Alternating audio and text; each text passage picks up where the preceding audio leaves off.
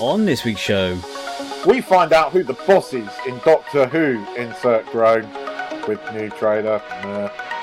And unlike my two co-hosts, the PlayStation is getting smaller. Classic. Oi! And we finally get a Captain Marvel trailer, and I'm intrigued. Don't think Gareth is, but I am. And we also discuss critics' ratings of movies. They're fucking wrong. They're just wrong. They're shit. They're out of touch. Anyway. Wrong. As Gareth likes to say, wrong. Stay tuned, guys. Hello, ladies and gentlemen, boys and girls, geeks and gamers, people who identify themselves as Time Lords, Daleks, people that do not come from Mars, people that say they are travelling to Mars but don't fucking travel to Mars, they just deal with their fucking drug-addled daughters. You can tell it's still bugging you. Old ladies who get their faces smashed in. PlayStation fans. It's this week's Monkey Nut Punch podcast, and as you can tell, the host's voice has got a bit more sexy, a bit more deep. It's me, because Gareth is off somewhere in Paris causing a muck. Anyway, I am joined by Nigel, who is this week not buying a new car. Say hello, Nigel.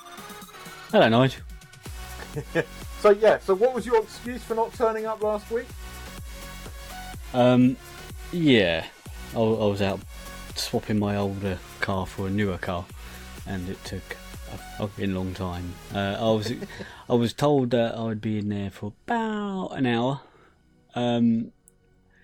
I was there from 1 until almost 5, and I was at the end of my tether, really. But they were incredibly busy, and they gave me a bloody good deal, so I just rolled with it. Just to get you rolled with it, did it? Was that I rolled with it to get a decent deal on a new car. You can't really sniff at it. And I already have my new car. I picked it up Friday, so it's all right. It's all good. So, what colour did you get it? Yes, I'll forgive them. What colour was it? A blue. Ooh. It's like electric blue. Ooh. Right, okay, so what are we talking about this week? Well, we have got another trailer for Doctor Who, just before it launches on the 7th of October. We have a Captain Marvel trailer, finally. So we will be talking about that. Sony announced a PlayStation Mini, pretty much like the little NES Mini, but a PlayStation Mini, so we're going to be talking about that.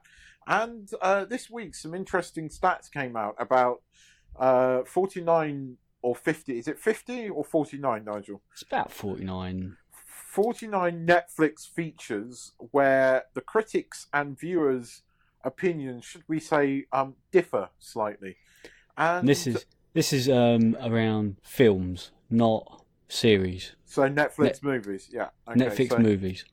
And to finish it off, we'll briefly talk about Daredevil Season 3, because we've got another trailer and we know when that's coming as well. So, let's get into this. So, Nigel, have you seen the latest trailer for Doctor Who? Because there's been a few milling around, but this one is the latest one. We see a little bit more action. Yeah, you see a little bit more action, don't you?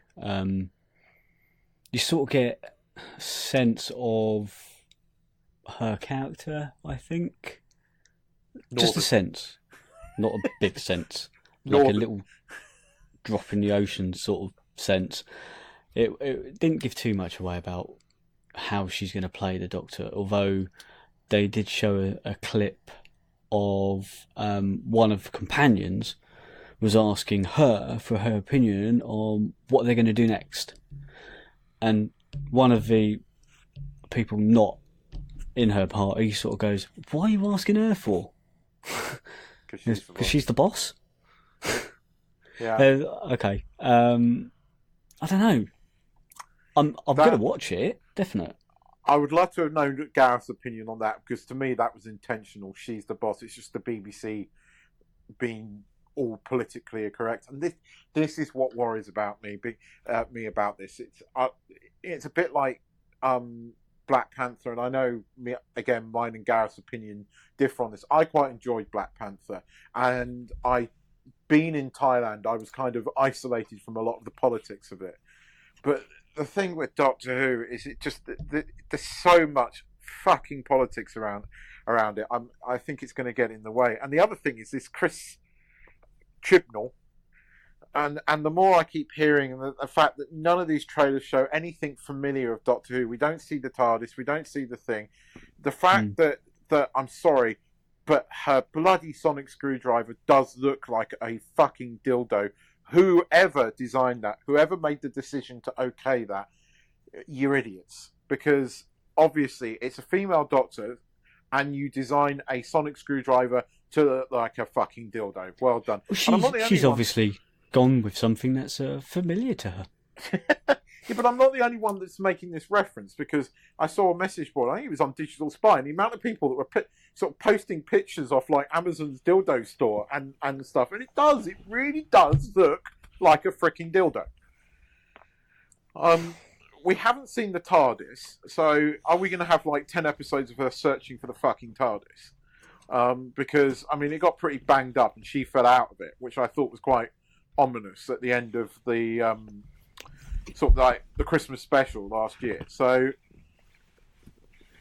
oh yeah, she did. Yeah, she fell out of it from great height, didn't she? And some of the plot synthesis is like rumours is the TARDIS is rebuilding itself, or they have to rebuild the TARDIS or something. I'm just wondering. I'm going, look, I understand that with a new Doctor comes and you change everything up a bit. You have to make the show feel fresh. You have to get new companions, and I'm all for Bradley Walsh as a companion. I think that was genius. I think the guy's really good, but yeah, I like Bradley, especially on the Chase. Yeah, no, he was good, but he did Law and Order UK, and he was really good in that. He played like a quite dour detective, but he was really good in that. And I'm thinking, okay, I can see you doing Doctor Who. And the cast doesn't bother me. Jodie Whittaker as the Doctor doesn't bother me. I don't give a shit what people say online about that. I'm sold on her. The clips I've seen of her, she works for me. What bothers me is that it almost seems like Chris Chibnall's so caught up in his own fucking wonderful self and the politics of it all. He's going to be the one writing the politics into there, and it shouldn't be about that. It's going to be like every 5 minutes, look, we've cast a woman. Oh, she's the boss. Oh, look how fucking multicultural, gender bloody wonderful we are. And it seems every trailer I've watched so far is absolutely shouting that. There might as well be big fucking neon signs above it going, look how fucking amazingly wonderful we are. We accept everybody. We love women, blah, blah. Fuck off. I get it. Yeah, the thing is, if you're going to be like that, as in have a diverse cast, by all means have a diverse cast.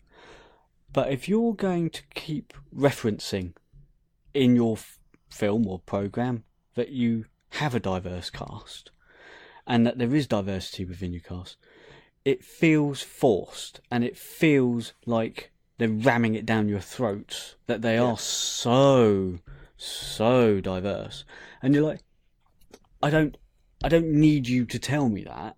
I'm quite happy for it to be diverse without you referencing the fact that you're diverse every 5 minutes, which means that you've gone out of your way to do it for political correctness. And I would much prefer if they just got on with it, with like that scene for example, she's the boss. Yeah. All right, a one-off is fine. But if they keep doing shit like that, it might piss me off. That's what worries me, because that felt forced. Yeah, she's the boss. Okay, she can well be the boss. There is literally no reason why she can't be the boss. But if you're going to reference every episode to somebody that she's the boss, then you're sort of forcing the issue, and you don't need to. Yeah. You really don't. I agree with you. You really, really don't. If you start doing shit like that, it makes it sound like somebody is on a crusade to force political correctness down your throat, and that gets up people's backs. Just have it. It's not just the politics of it that bothers me, but that trailer. You see, that trailer just yelled it out, and I was just, God, are we going to have that as well? But the other thing that keeps worrying me is, I mean, me and Gareth have spoken about this, is that when Chris Chibnall and the cast and crew were at Comic Con, he was saying all those fucking things that Rian Johnson said just before The Last Jedi came out. Like, you know, I'm not interested in before, I'm not interested in the past, I'm interested, you know, blah, blah, blah. And it's almost like we're going to see that in Doctor Who, that he is absolutely going to go out of his way not to reference anything that came before. And here's the thing. You have got a show that's 54 or however many years old now. I think it's 55 years old now. You've got 55 years of history.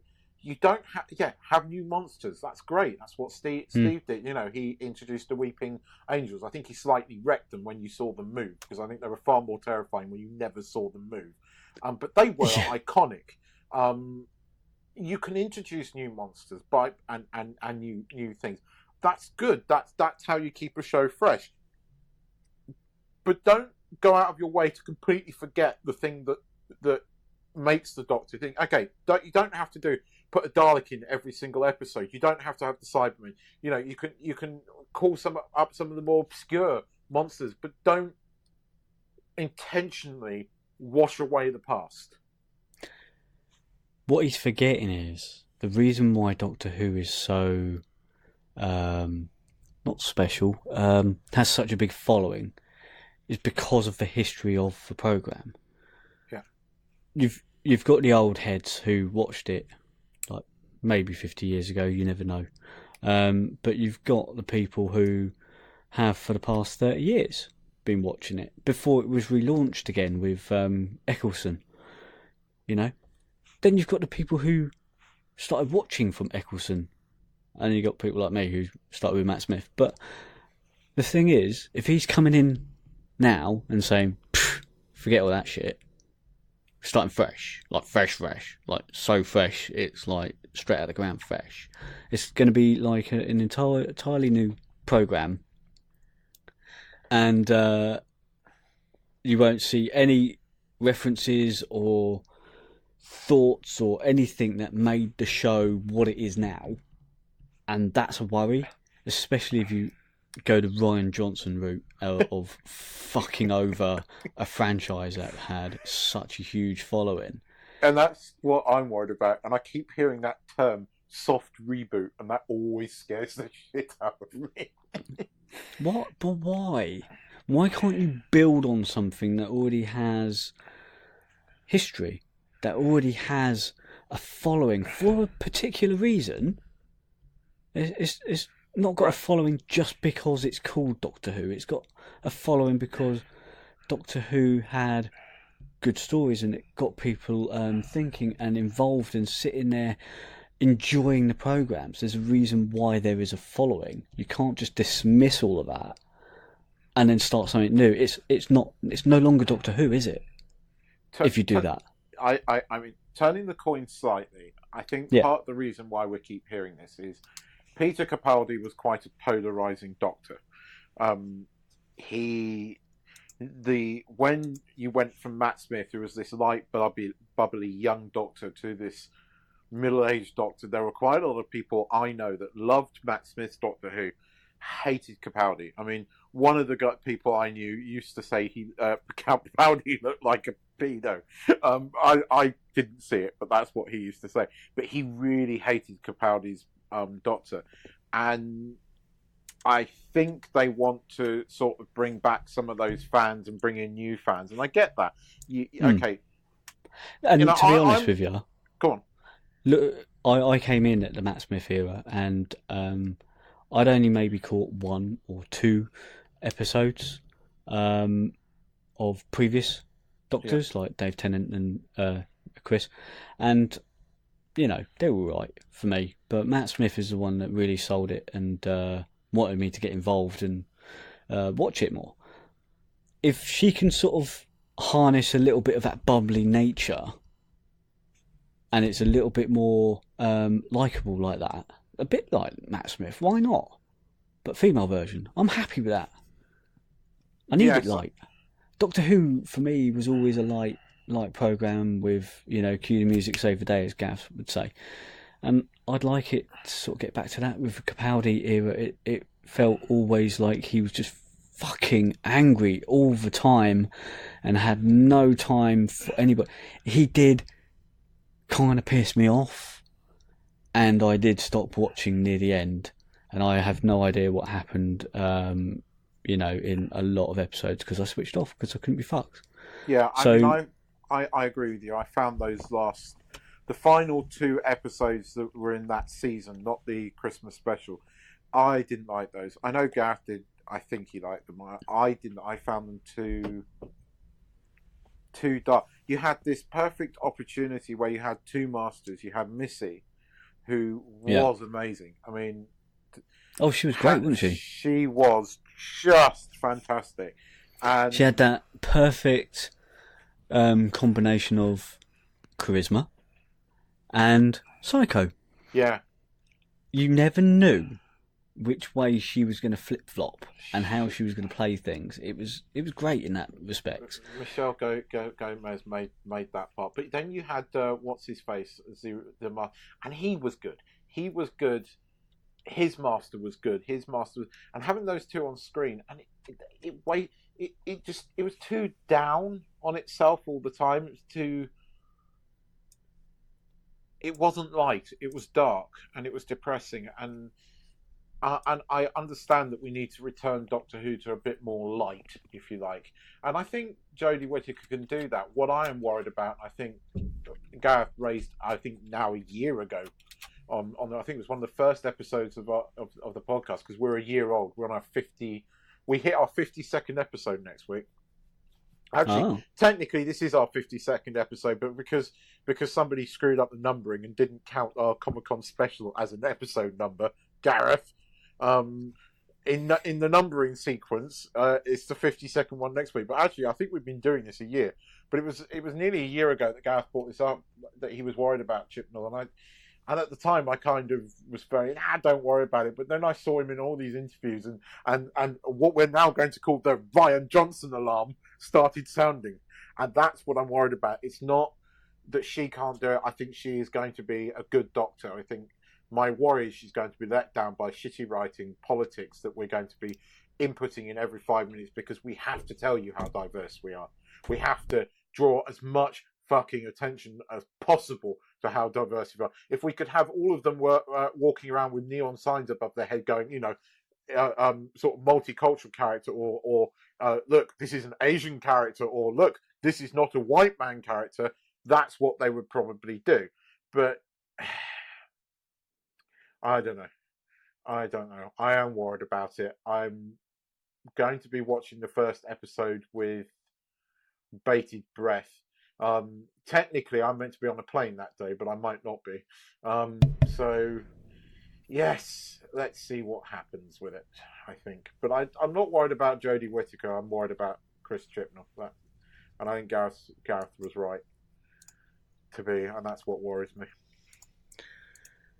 The fact that there's something wrong with the world when Gareth's right. Yeah, on that bum note, should we talk about Captain Marvel? Oh, Gareth loved this one, didn't he? You see, I don't know. He was going, it's a crap trailer. I don't think it was a crap trailer. I don't think it was the greatest trailer in the world. But it made me want to. I'm intrigued by it. I found it intriguing. I was kind of like, okay, they've dicked with the Captain Marvel origin already, because she always knew who she was. And in this, it's almost like she's forgotten that she was human, effectively, and had a career as a test pilot on Earth. Okay. I know nothing of Captain Marvel, as you and Gene knows. Originally, because I told you this the other day, and you were kind of like, what? DC had Shazam was called Captain Marvel, I think. But I know DC had it. And then in the 70s, Marvel went and kind of I don't know what they call it, copyrighted whatever they did, the name Captain Marvel. So DC had to drop it. But yeah, the Captain Marvel as it is now is basically, she is given Kree powers, but she's not an Inhuman. So whereas the Inhumans are also given DNA, I think it is, or by the Creed. She's given actual powers by the Creed, and she joins this kind of like superhero team that makes her quite powerful. She's effectively as powerful as Thanos without the gauntlet. Without the gauntlet. So what I noticed in the trailer is they brought back blockbusters, which immediately made you made you think that, this is an origin story. Gareth poo-pooed that. I thought that was genius. I thought, right, immediately you have referenced the setting that you're set in, and I know he's going, because he went all about Ready Player One. Oh, look, we're referencing the 90s. Look how cool you are. No, the movie's set in the 90s. What is one of the best ways to reference the 90s? Blockbuster video, Bob. Because everybody was a fucking Blockbuster video member in the 90s. That's where we got our movies from. So, okay, immediately, your mind is... It wasn't a nostalgic thing for me. That was setting your setting, if you like. What's the most... Yeah, you're right. Most iconic thing in the 90s was Blockbuster. So, yeah, and obviously we're going to learn... We're going back to the 90s, so I'm guessing we're going to learn how she maybe becomes Captain Marvel. What's her name? Karen Danvers or something. Yeah. Carol Danvers. So, Marvel, we're going to learn. That's what I like. Marvel has told us it's not an origin story. That at the beginning of the movie, she's already got her powers, but it keeps showing us flashbacks. So one of the flashbacks, and you probably didn't notice this because you have to be really bloody looking, but she was testing a Quinjet, or an early version of a Quinjet. What's a Quinjet? The jet things that the Avengers have in the first Avengers movie, and then they get slightly. Basically the planes they have, like in the first Avengers movie, the plane that they sit on that lands on the helicarrier, and then you see them in Captain America. Okay. So it's they call them Quinjets. The modified one that the Hulk had that crashed in on Thor Ragnarok world and things. They're all Quinjets, but she was testing an early Quinjet. So I think we're going to get a kind of origin story, but we're going to get a non-typical origin story, and we're going to do the origin through flashbacks, which actually, for a superhero movie, they've never really done that. I mean, I know I've bitched and moaned about flashback episodes and things on here before, but for an origin story to do it with flashbacks, that is slightly different. And I think that's what they're doing. Because, I mean, they've differed from the comics in the respect that she doesn't know who she is. That seems to be different. But one of the things... Yeah. All I'm thinking is, I have no idea who she is, and the first reference. There's going to be a lot of people like me who's been watching the Guardians of the Galaxy and Marvel Universe unfold, who has no reference material to the comics and stuff. So there's going to be a lot of people like me who have no idea who this person is, and the only reference we saw was when Fury called her, when Thanos executed or whatever. Half the planet or whatever. But a lot of people like me wouldn't know that what he pushed was for Captain Marvel, because I had no idea. So I had to ask you guys. So what I would like and hope for this film is for them, through flashbacks or whatever, whatever's best, they can do little tidbits of origin storying, how she, remembers back to how she sort of learnt certain things and how she learnt how to control and whatever. That's fine. Just do it well. That's all I ask. I don't care. So, yeah.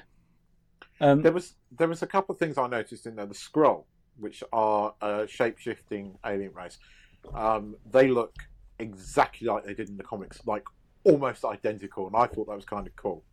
Do you think the old lady she punched is a Skrull? Yes. I mean, this has caused like a lot of controversy. I have to say, punching an old lady and sticking that in a trailer in the day and age that we currently live in was kind of brave and also kind of genius, because everyone's talking about it. Everybody's fucking talking about it, and I'm just thinking, whoever's sitting in that marketing department right now must be going, Rub my hand. Rub my hands together. See?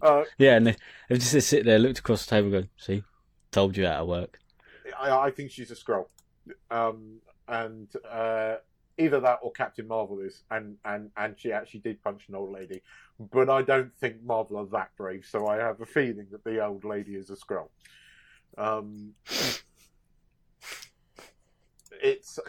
The interesting thing is the costume that she has, because her original blue and yellow and red one, she never had this green one that you see her in most of the trailer.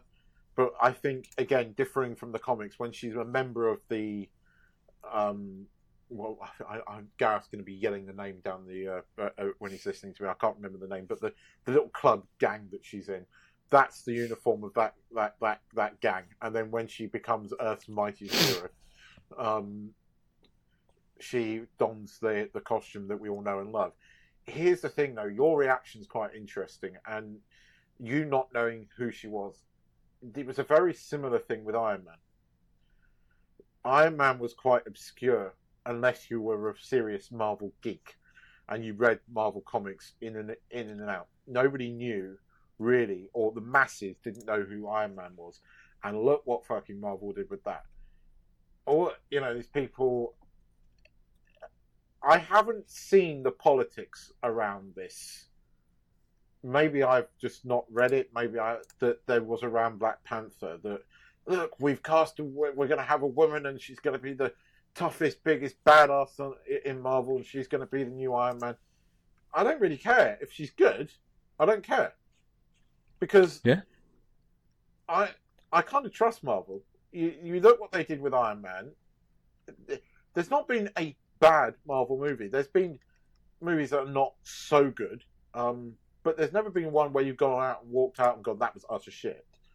Okay, Thor 2 was kind of near tripe, but Thor 2 had its moments, and it was enjoyable. Iron Man 2 again,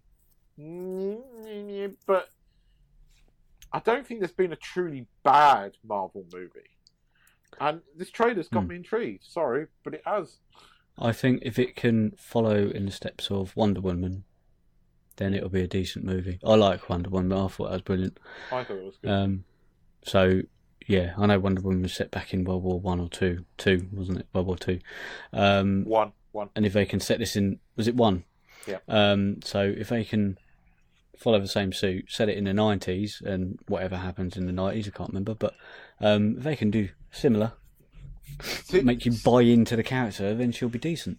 The CGI around Samuel looked awesome, but that shot that you got of Coulson, by God, he looked a bit dodgy with that haircut, didn't he? We're too used to seeing him with hair, man. He looked a bit with dodgy. No hair. He looked a bit creepy, but we'll have to see. I'm kind of I'm intrigued by this because I think it's kind of like an origin of Nick Fury. I was saying this: are we seeing a Nick Fury origin story here? And I think we are. And I think it's kind of been sort of bundled in with this, and that's going to be the secret that we're going to see when we think.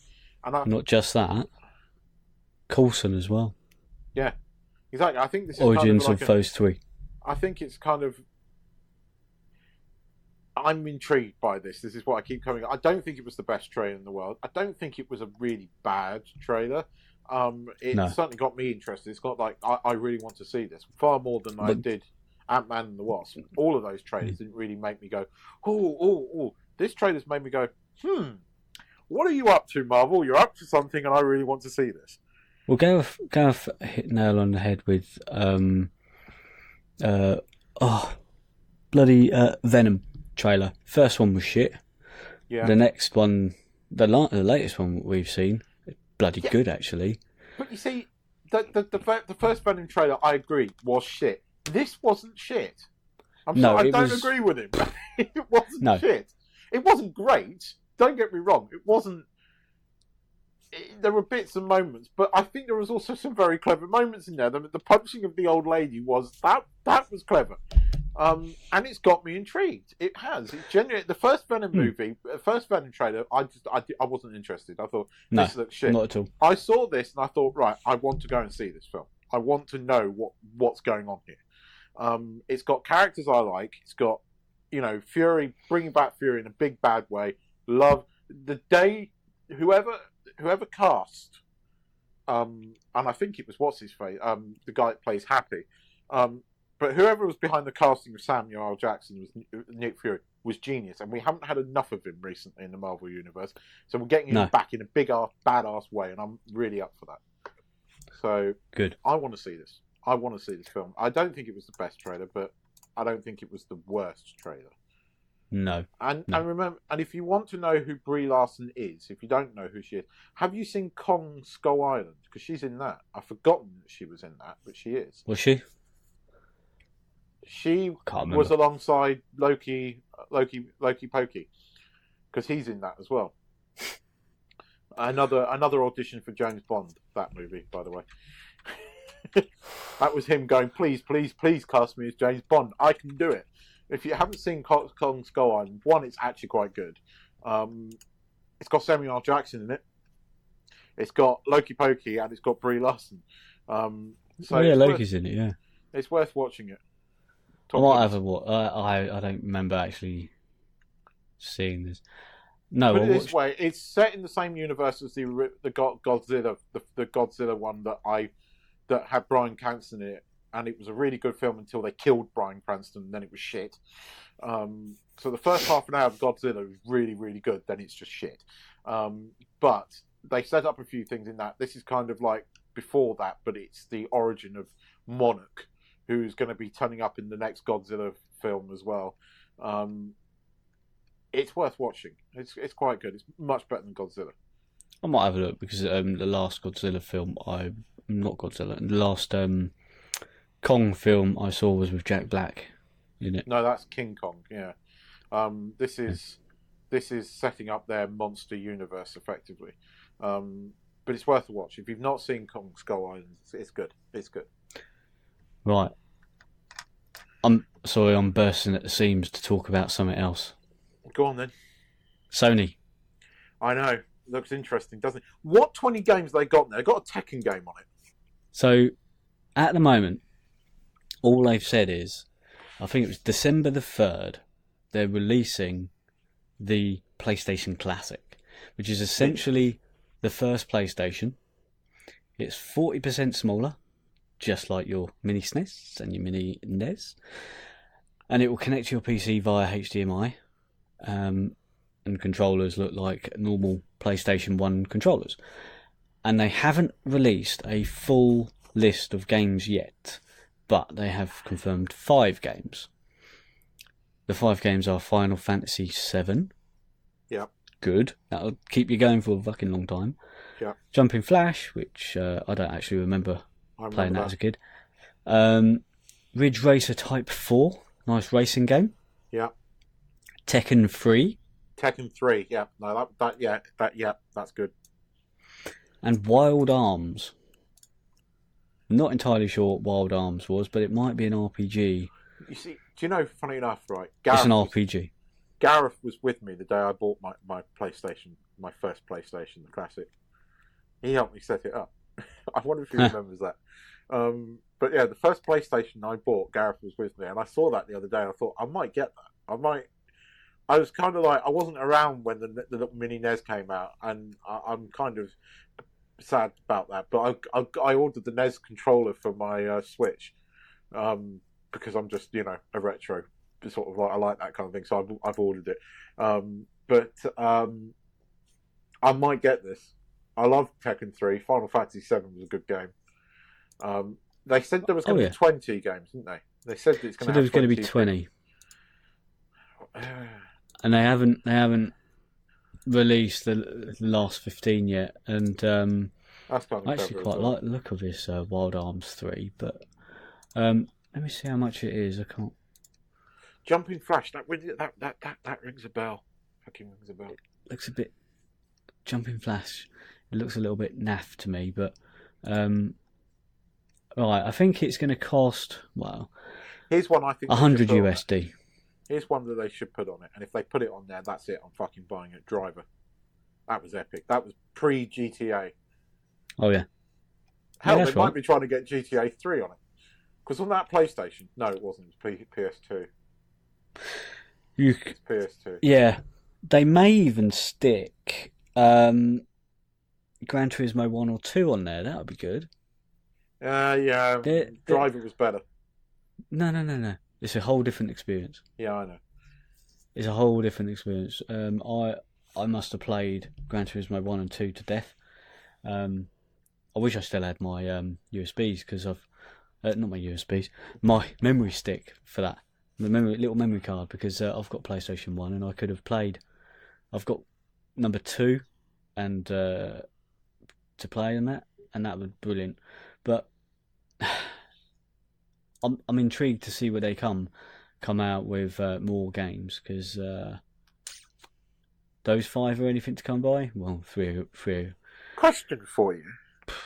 Can you remember if Driver 2 was a original PlayStation title, or was it a PS2 title?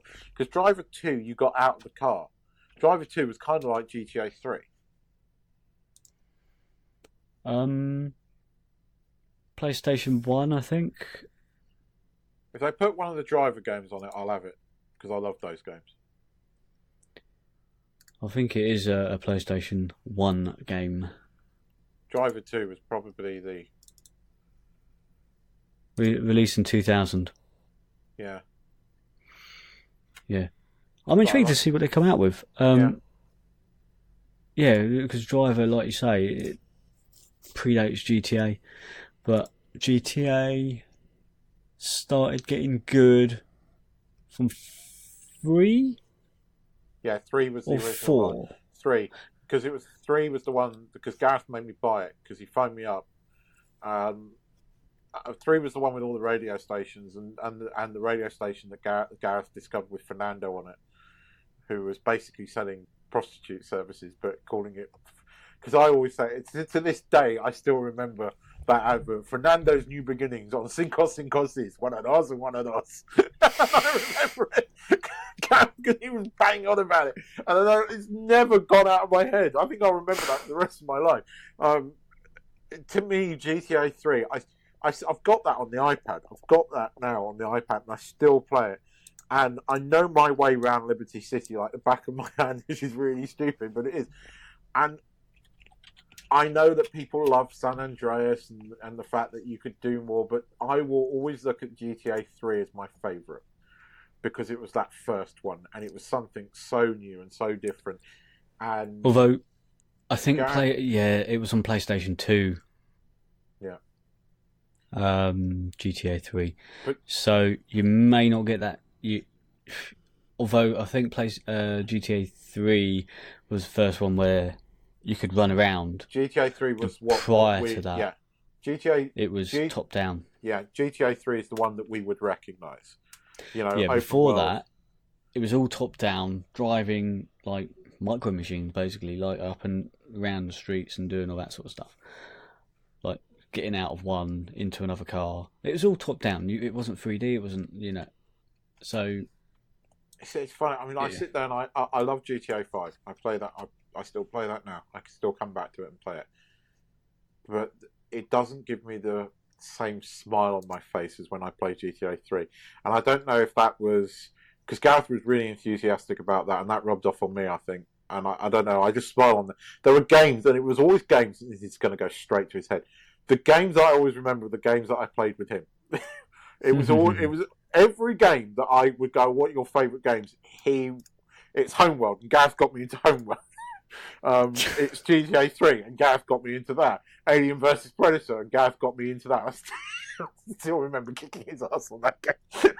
It used to piss him off. I bet he remembers it differently. He will not let that one go. He accuses me of cheating because it was Alien vs Predator over dial-up modem, right? And I always play the Alien. He'd play the Predator, right? But he'd do this so many times. He'd run into the dome, and because of the Alien, you climb up the walls. So you'd sit right in the middle of the dome, right, on the roof, and he'll come running in and look into you. You wait until he gets into the middle, and you just drop on him and take him out. And he used to piss him off so fucking much. Because any other character, he'd kick my ass, and I mean he would kick my ass. I am utterly shit at third person and first person shooters. I am crap at them. But if you put me when I was an alien, it's the only one I could master. You see, this is the thing. When I play Gareth games these days, if I beat him once, that's it. I walk away. I don't play him anymore. That's it. I've beaten you. I'm done. That's it. I beat you once. I've won. He could beat me 100 times, right? But I beat him once. That's it. I walk away.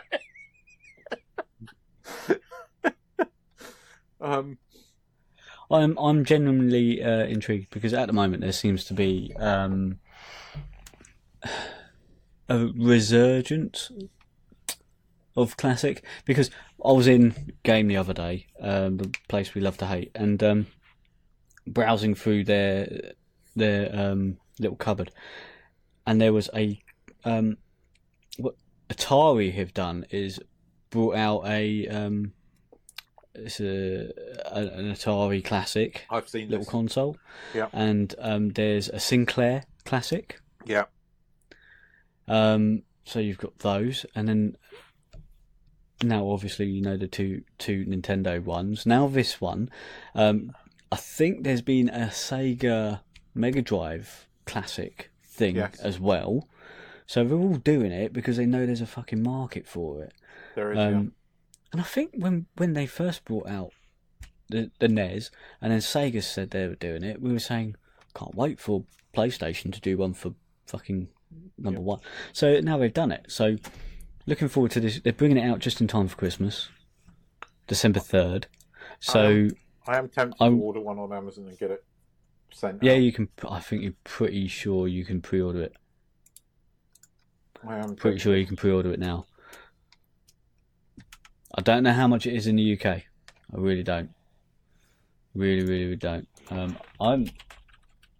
While we're talking, I will have a very quick look.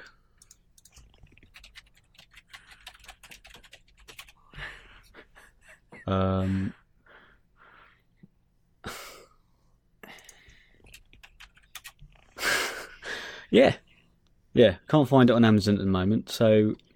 No, it won't be pre-order yet, but I mean, I'm going to have it. I think you're right. Yeah, it would be nice, wouldn't it? Would be nice to have that. It's so something else. I've got the mini SNES, and that's really good. I do enjoy that. And there's something at the moment that got announced this week that I have to keep stopping myself from pre-ordering, but I really fucking want one. The GoPro Hero 7 Black. The image stabilization, I have fucking no idea how they're doing it, but it is phenomenal.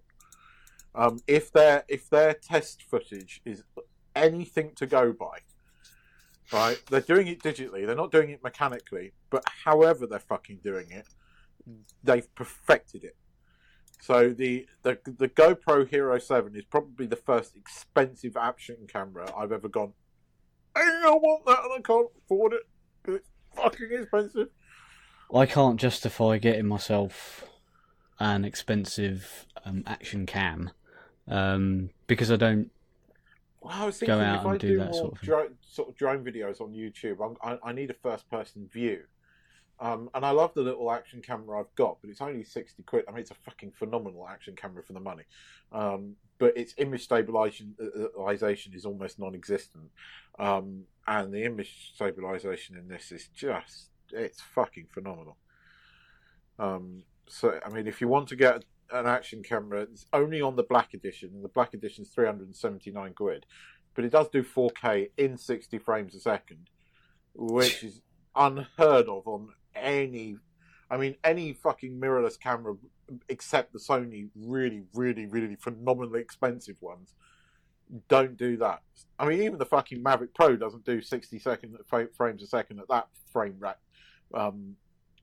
So yeah, it's a nice bit of kit. I want one and I can't get it.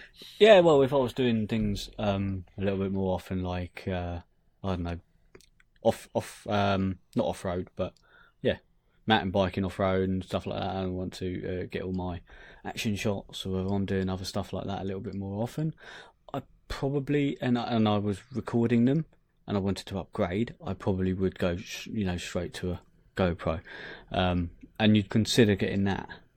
But I'd get the Hero 7 now. Without a shadow of a doubt, it's the best. That is about to be the best action camera on the market, hands down.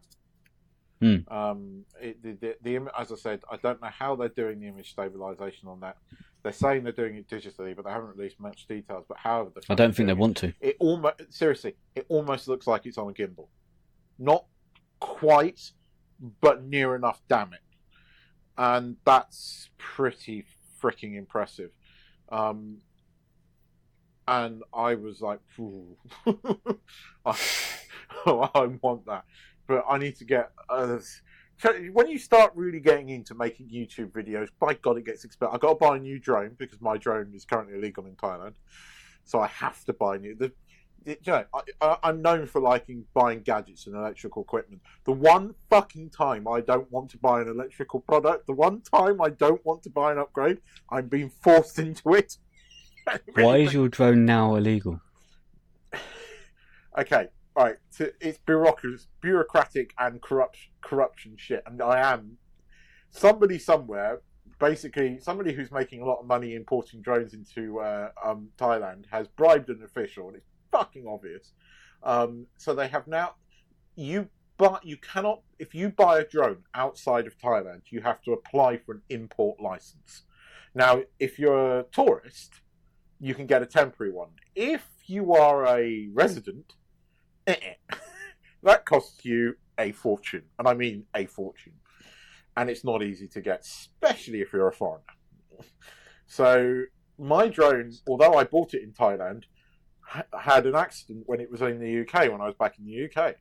And it was replaced here by DJI. So the serial number changed. And when I went to re-register it, they went, no, it's going to cost you 500 quid for an import license. I said, but the original was bought here. No, because it was replaced outside of Thailand and not through the dealer. They are giving me some bureaucratic bullshit that my drone is effectively illegal. So I'm having to sell my Mavic, my beloved Mavic Pro, and I fucking love that drone. I mean, I really do. And getting a drone that is technically, in some respects, inferior to it. And the Mavic 2 is still missing some really vital stuff like precision landing. I mean, they've left that off, and it's the great thing about my drone is it lands precisely where it took off because it uses its sensors and it photographs where it took off. So it almost lands within 10 to 15 centimeters of where it took off, which is very, very useful when you're flying around with obstacles all around you. The new one doesn't have it. And I'm being forced into buying it, and I'm not happy about it. I really am not. Although I've had a really cool idea of using those LEDs underneath it. I think I can get some really cool portrait pictures with that. But it's about the only thing. But I'm pissed off. But anyway, you can watch my adventures with that drone on my YouTube channel, the K-Spot. Check it out. Yes, and you can't watch anything of mine yet No, because you guys still haven't started. How am I the only fucking one? I've got 20 subs. I'm going to win this. Well, I've taken videos. I did a recording. I did 2-day recording sessions with my son. You bought quite a cool little camera. I haven't used it yet. But my recording hasn't been on that. I used my old Sony Xperia Z5, and I also used my cheap and cheerful 30 quid action cam as a different angle sort of thing for football shots, or for our American cousins, soccer shots. So we did varying drills and things like that, and we set up, it's one of those small goals that are slightly bigger than a hockey goal because my son's only 10, and we stuck another goal in front of it, and we were doing curling shots round it, scoring those. I did it right foot, left foot, and outside of right foot sort of thing. So I got footage of all that stuff. It's having the time, sticking in a video. I've probably got enough for 7 videos or so. I know what. And now the weather's started turning. I've really got to spread them out. It takes a while to edit those videos. It really does. It will. Although I did try. I had it in mind when I was recording. How to record them so I could split them up into various videos. Yeah. I do have a channel, but unfortunately I haven't done anything with it, so I can't I haven't put anything on there, no channel art, no nothing. But if anyone fancies having a look, let me see if I can find it. I don't even know you'll be able to find it on YouTube. No, I couldn't find Gareth. It was quite difficult until Gareth subscribed to mine, but I found his. I think I'm his first sub. My 8-year-old niece was my first sub. Bless her. And she asks me every week, "Have you made any new YouTube videos?" She's more interested in seeing my wife in them than she is me. Yeah, quite possibly. She adores her, aren't you, Lemon? I would be too, Keith. Fuck off. Behave. I might have used her some eye candy in a couple of videos. Yeah, I can't find it if I Google it. So it's very weird. So briefly, that's because it's signed me in as it. That's probably why. Oh, that's why you can't find it. What's the name of the channel? Linijo. That's Linijo. Okay. Well, when you put up your first video, plug it on the podcast. Yeah. If anyone fancies having a little search for that, you may be able to find it if you filter it by channel. But I'm just trying to search for it myself and I can't find it. I've got nothing. It literally looks like a you get an L or something, a little circle with an L. So briefly, before we talk about the Netflix thing, Daredevil season 3. Oh shit, we haven't even done that yet. Yeah, no, that's coming out October 19th, isn't it? We've had a shit ton of Marvel series this year. We've had Jessica Jones season 2, shit. Luke Cage season 2, which I quite like. Iron Fist season 2, which at the moment is my favourite this year. I can't believe I'm saying this, but actually I really like Iron Fist season 2. Danny Rand is far less annoying in this, but there's also a lot more of Colleen and Misty, so that for me worked. But Daredevil season 3 is coming out now. Out of all of the characters, I love Daredevil season 2, but I hate Matt Murdock. In this one, he's going on about, basically the trailer shows him all bloodied up and he's going to let the devil out, apparently. I know it's going to be a bit about his mum, because at the end of Defenders, he wakes up in the convent where his mum is a nun, and you hear his mum. But nobody knows he's alive. So everybody thinks he died underneath, because you finished watching the Defenders, yeah? No. Oh, spoiler. Since it's a good job I haven't listened to you. Yeah, so anyway, we're getting Daredevil season 3, which is going to have more Fisk in it, apparently. It's also rumoured to have Bullseye in it. So, looking forward to it, because Daredevil season 2 was probably the best out of all the Marvel series. So let's hope they can keep that momentum going with season 3. But I think, with the exception of Jessica Jones this year, I can't remember what I thought of Luke Cage, but I quite like Luke Cage season 2. I think we've had a pretty good year of Marvel series on Netflix. So it's going to be, hopefully, Daredevil season 3 will keep it up. But yeah, October 19th, we're getting that. So we've got Doctor Who on the 7th, and we're getting that, and we're getting Daredevil season 3 pretty quickly. So awesome. Right, Nige, tell me about these Netflix movies, critics, and... Right, so I don't want to spend too much time on this, because we have droned on and on. So, I came across an article. I say an article, you know what it's like nowadays. But I came to it's on a businessinsider.com, and it's the best Netflix original films rated by critic score, which in my opinion is the wrong way to do it. They should have done it on audience score. Yeah. Because they're the important people, not the critics. Because critics, by name, are looking specifically for things to critique. Yeah, I mean, Netflix's whole business is on viewers and subs. So, yeah. And that's it. It's based on the audience score. But they've not done it like this. And there are, you've got things like The Ridiculous Six. Critics gave it 0%. That's one of Adam Sandler's, isn't it? Adam Sandler. Audience score 31%. Still shit, but not as shit as 0. Yeah? Yeah, it wasn't. The True Memoirs of an International Assassin.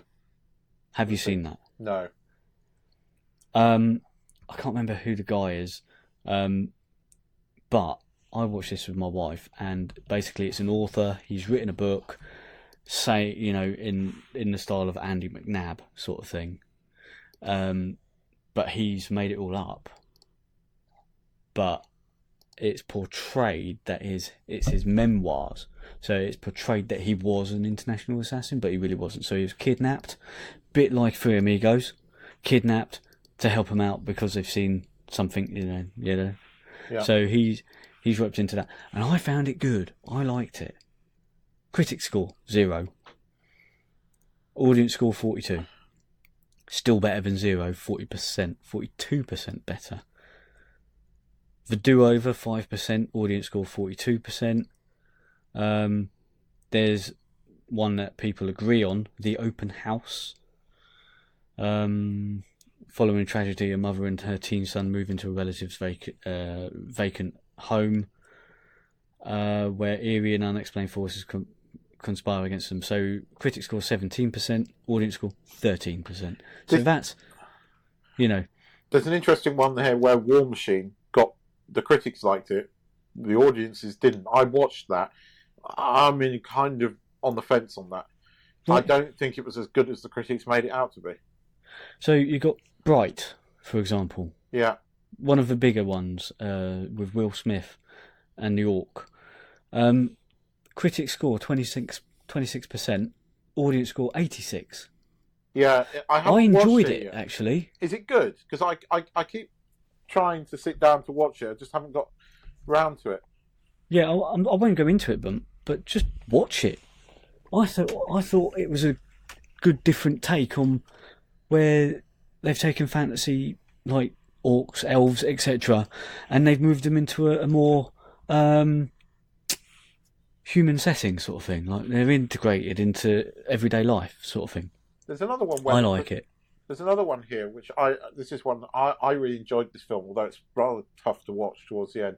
I don't know how you say this. Okajaya or Okajaya. Basically, is that with the big dog monster thing?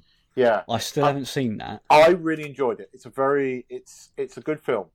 It's a bit arty-farty, but there are some amazingly brilliant moments in it.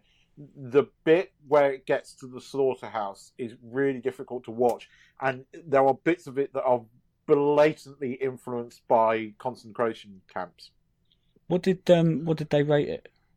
Critics rated it 85, audience score 81, which is about right. So, yeah. I enjoyed it. I thought it was really good. That's it. They've released a lot of films. A lot of them I've no idea. There's Spectre on here that Gareth liked, but again, the critics liked it more than the audiences did. There's so many films on here that I haven't watched. I didn't even know. Now, there was a film called Arq, ARQ. Yes. About time looping. Yeah. I really enjoyed that. Yeah, it was good. I really enjoyed that, but the critics gave it a 43%. Audience score 46%, so I don't agree with that at all. I would have put that much, much higher. But there's really, You Cool. scroll through this list, and the critics, the higher the score the critics give it, the lower the audience score tends to get. So you look at number 3, the Merowitz stories. This is the one that they keep saying Sadler might get an Oscar nod for. He is quite good in it, but the critics fucking love it. 92%. Audience is 73%. Yeah, not so much. But that might just be because it's Adam Sandler. Yeah. Rather than, you might just downvote it because, you know, it's stuff. It just feels like critics nowadays are just out of touch. I think you're right. I think they're. You see, this is the thing. This is the thing I sort of touched on last week.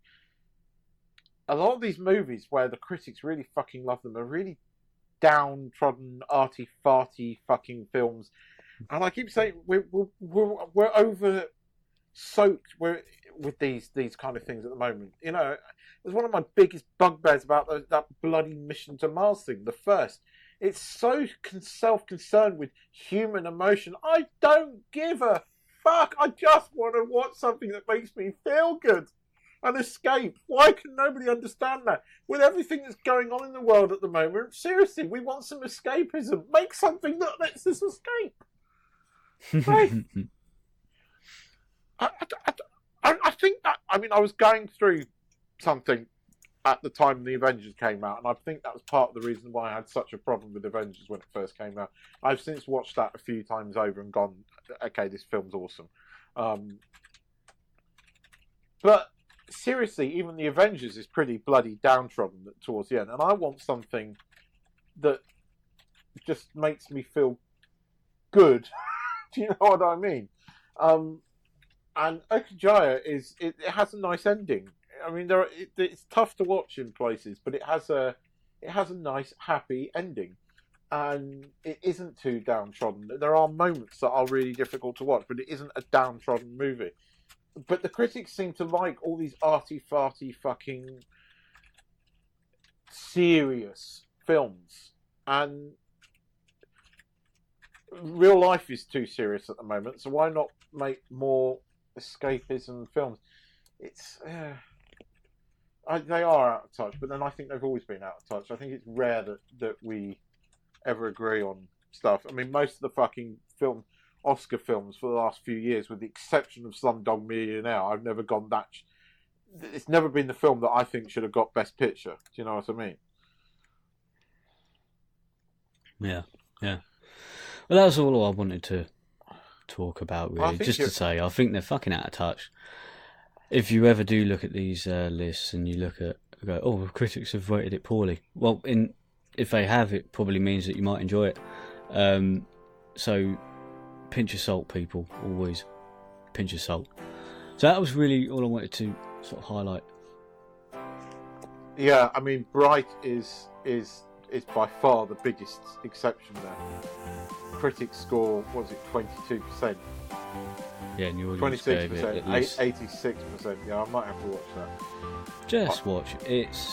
It's worth it if you like that sort of thing. I think you'd like it. Right, guys. Well, we've droned on, get it, long enough. Next week, Mr. Ego himself will be back from running around Paris. Was it his wife that's running around Paris? Somebody's running around Paris. Yeah, his wife was doing the Paris Disneyland Paris run, 10k run, and then they had 2 days in the park, doing all the rides. So they met Jeff Vader. Yeah, they met Jeff Vader. Anyway, guys, yeah, we'll be back next week. So say goodbye, Nige. Goodbye, Nige. Goodbye from me. Take care, guys, and we'll see you next week, or you'll hear us next week. Bye-bye.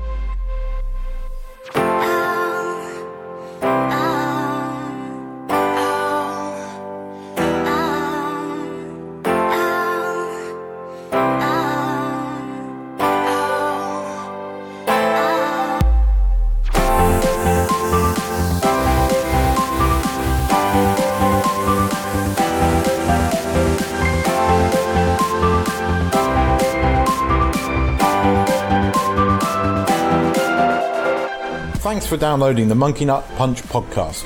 You can follow us on Twitter at Monkey Nut Punch. You can also find us on Facebook, facebook.com/monkeynutpunch.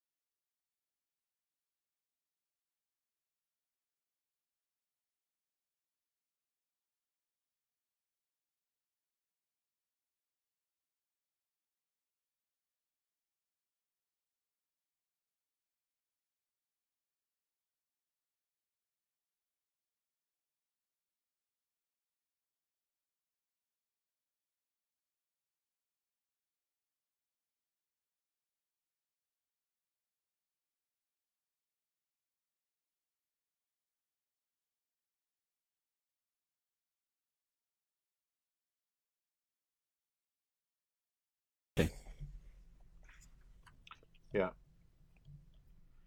Okay. Let's just do it. Ready? You do on this week's show.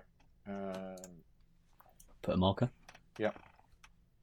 On this week's show, we find out who the boss is in Doctor Who. Insert groan with new trailer. Meh. and unlike my two co-hosts, the PlayStation is getting smaller. Classic. Oi! And we finally get a Captain Marvel trailer, and I'm intrigued. Don't think Gareth is, but I am. And we also discuss critics' ratings of movies. They're fucking wrong. They're just wrong. They're shit. They're out of touch. Anyway. Wrong. As Gareth likes to say, wrong. Stay tuned, guys. Okay.